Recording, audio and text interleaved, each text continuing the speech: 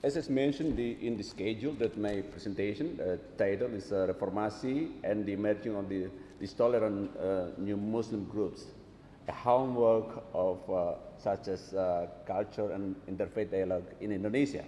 So this is kind of a homework also for my senior Professor Azra, when came back to Indonesia to think about the possibility to have, to have a kind of progressive strategy to involve, to persuade the radical Muslim group in Indonesia in the future action. See, the Indonesian is a plural and religious, values-based country. As also mentioned by our ambassador this morning, that Indonesia is, has a special model. Actually, it is so-called unity in diversity, Bhinneka Tunggal Ika. It is one of the basic pillar of Indonesia right now, and it is because the reality of Indonesian community, not only composed of the tribal groups. Tribal groups in Indonesia, more than 50 groups across Indonesian archipelago. And regarding to the religions, Tasman religion can be who can operate the Pak barangkali.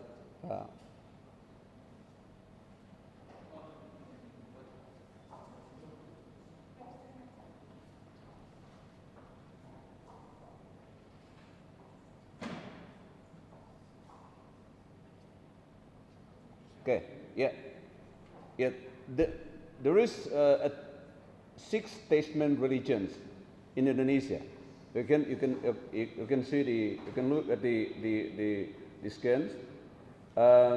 Muslim 87.18%. Indonesian population right now is about 250 million people.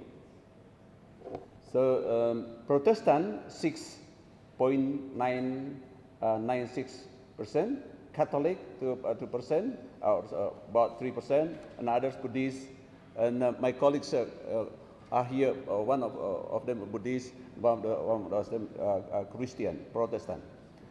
And the founding father really realized that the existence of plurality in the society as a social capital to become continuously maintained. Yep.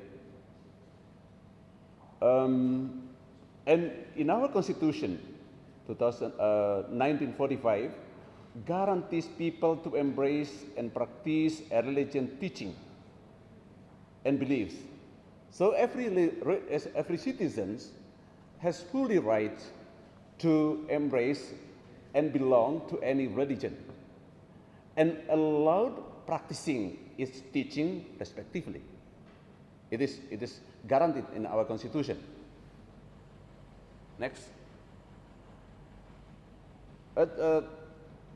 Talking about the emerging of new radical Muslim group in Indonesia cannot be separated with the socio-political historical life. Since before the Independence Day of Indonesia until now, since the Independence Day of Indonesia until now, we have experiencing 3 periods of leadership style, leadership type. I don't want to explain more about it. Maybe Professor Azra can enrich this explanation. But these 3 period of leadership in Indonesia, the vice president Vice President of Indonesia under Suharto, under Sukarno, the so-called guided democracy. And Suharto era, it was so-called authoritarian regime. And after that, until now, since 1998, we are enjoying democratic era, so-called reform era. Next.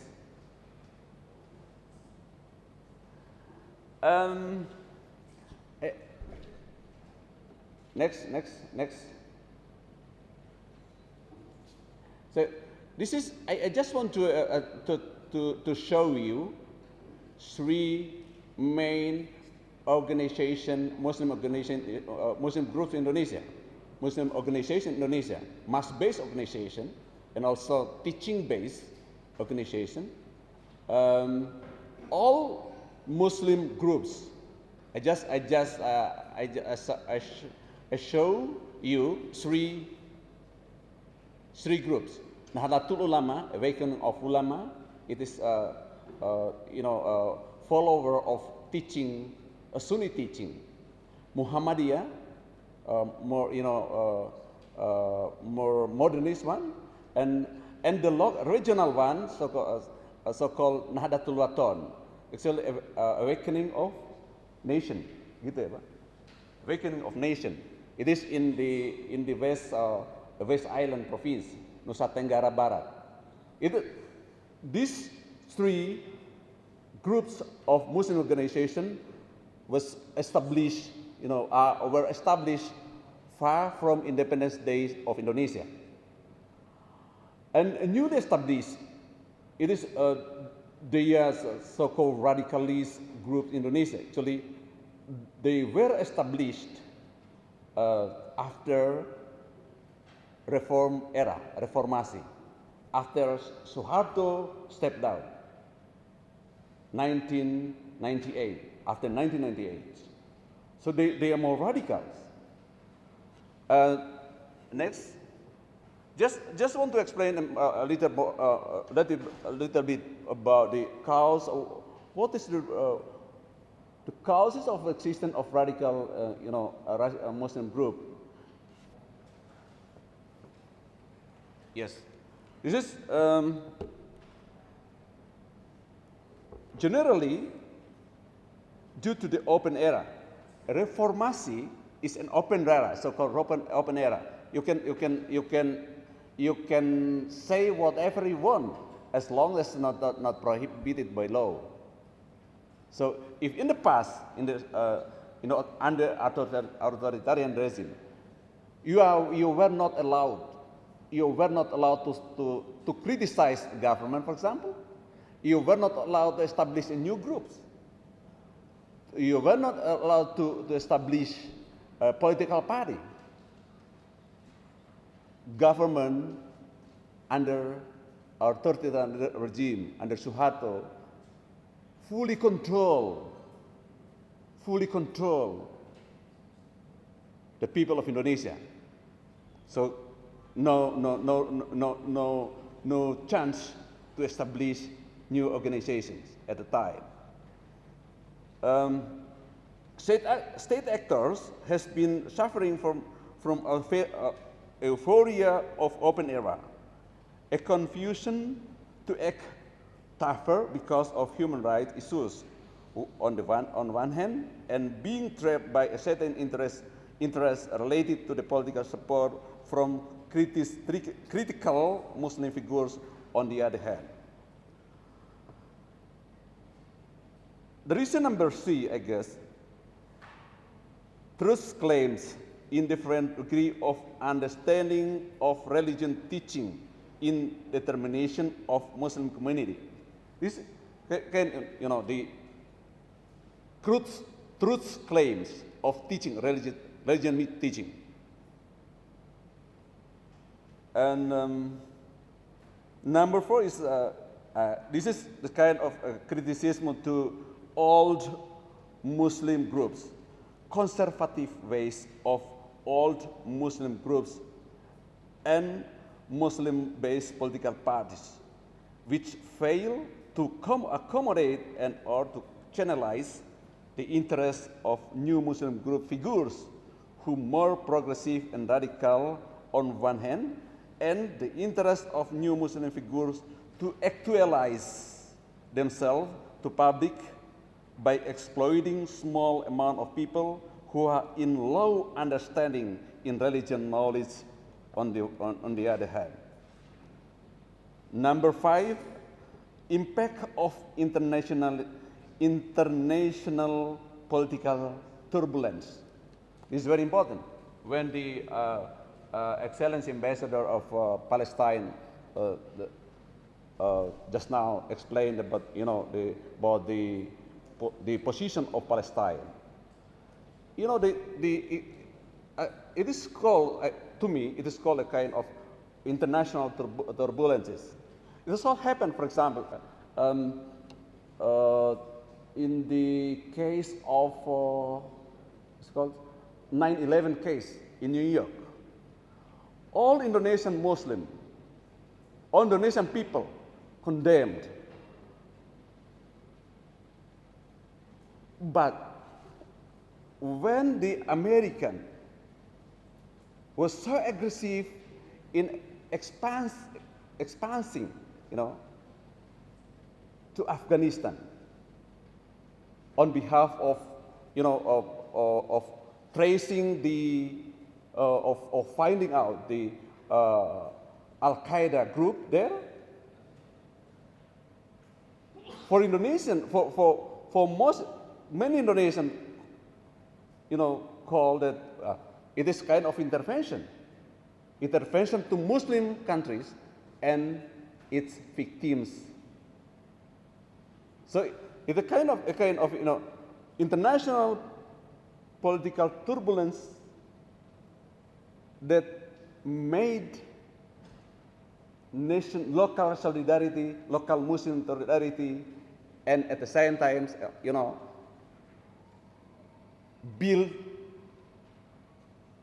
a bad image to secular Western countries